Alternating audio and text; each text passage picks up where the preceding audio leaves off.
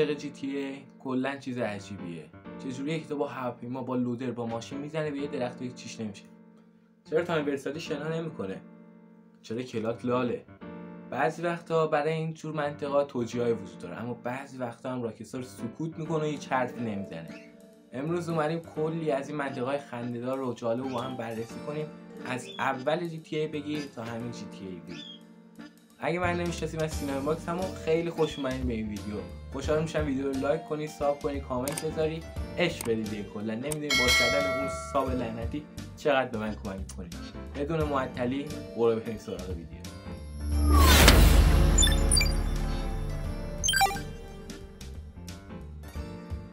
نمبر اول، داخل جی تی ای 3 موتوری وجود نداشته. چرا که اصلا موتور نیست؟ در حالی که توی نسخه که بعدش ساختن یعنی لیبرتی سیتی که داستان 60 سال قبل اتفاق افتاده موتور بوده، ولی توی 2001 نیست. علتش اینه که گفتن بازی نمیکشید، یعنی توی نسخه بتاش هم وجود نداشته. اما چجوریه که توی بتاش هلیکوپتر هواپیما بوده اما موتور نبوده؟ نمیدونم والا. اما به هر حال توی بازی یه بهونه‌ای هم برای این وجود داره که توی روزنامه توی جی تی ای 3 نوشته شده که موتور بند میشه و دیگه کسی حق سوار شدن به موتور رو نداره، چون باعث کشته شدن بچه‌ها میشه.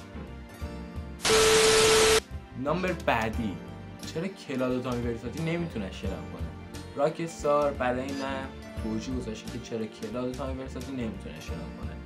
بابا داداش اینا گنگسترن، گوندن، قهرمانن، همه رو میزنن، با آر پی جی، اسنایپر مسلسل، با پلیس میجنگن، از ارتش عضو میکنن، نمیدونم با مافیا بودن. آقا شنا بلد نیستین یارو؟ توجیهی که پشت این هست توی جی تی ای 3 یه ذره منطقی تره. توی جی تی ای 3 گفتن که آب شهر لیبرتی سیتی مسمومه و پر از آلاینده و نفت و اینجور چیزاست. توی شهر شنا ممنوعه که به خاطر همین که وقتی کلاد بپره توها بر اثر مسمومیت میمیره و کسی نمیتونه شنا کنه. باشه چشم بهش میگم. حالا توی جی تی ای وای سیتی چرا کسی نمیتونه شنا کنه؟ برای اینم منطق آوردن. گفتن که آب پر از کوسه است و کوسه ها همه رو میکشن، اما وقتی تامی میپره تو به خاطر کوسه نمیره، خفه میشه، خودش شنا بلد نیست.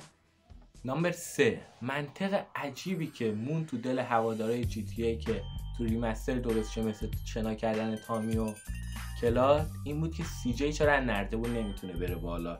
کسی که از ارتش دزدی کرده، چند تا گنگ و قلقم کرده اونجور چیزا، چرا از نردبون نمیتونه بره بالا؟ که راکستار دلیل اینو با زبون کلاد جواب داده. نمبر بعدی اینه که توی سن اندرس دنیس یه ماشین کلاسی و خفن داشته که تو نمیتونی سوار اون بشی. سوار هر چیزی میتونی بشی جز اون، اما بعدش که باش ریل بزنی میذاره سوار بشی. اگه که باش بری یه دوری بزنی، یه آب هویجی بزنی بیای، یه دونه دیگه همون ماشین اسپام میشه و این چرخه تا ابد ادامه داره. راکستارم در جواب این گفته که به شما ربطی نداره. نمبر 5، توی تمام نسخه‌های جی تی ای این منطق وجود داره که شمشادا همه چی توی دنیا قوی تره. تو یعنی میتونی بزنی تیر چراغ برق بیفته، بعضی از درخت‌ها رو بزنی بیفته، اما شمشادا اصلا جاشون تکون نمیخوره. تو با تانک بیا، با جت بیا، با جنگنده بیا، میزنه ماشین تو میتره کنه، شاید خودت هم پرت کنن ماشین بیرون، اما با یه حالت نخوندنی چپش هم نیست شمشادا که بعدن تو جی تی ای یه ذره درستش کردن، اما هنوز این باگ هست، این منطقه عجیب هست. مرسی که تا آخر این ویدیو همراه من بودید. اگه دوست داشتید لایک، دکمه سابو بزنید، بعدش هم اینو بهم بگید که منطقه‌های عجیبی که شما از دیدید چی بوده. حتما تو کامنت ها بنویسید. تا ویدیوی بعد فعلا.